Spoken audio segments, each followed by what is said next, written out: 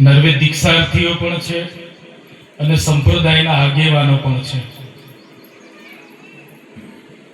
વિસ્તારનો ઉલ્લેખ સકર્તાવાણી ગ્રંથની અંદર પૂજ્ય ગુમાનદાસજી મહારાજે એ સમયે સમયે કર્યો છે.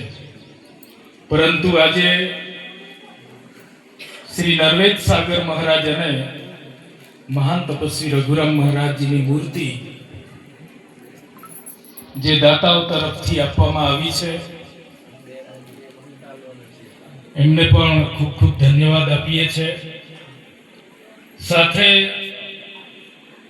પત્રિકામાં જે પ્રમાણે ઉલ્લેખ કરવામાં આવ્યો છે કે આજે એક સંત દીક્ષા અને નર્વેદ દીક્ષાનો કાર્યક્રમ પણ છે.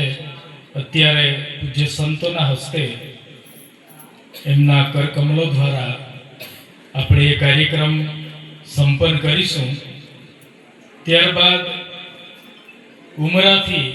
ઉમરાધામથી શનિભાઈ ભક્ત શ્રી આપણી વચ્ચે પધાર્યા છે, એમનું થોડું ઉદ્બોધન રહેશે.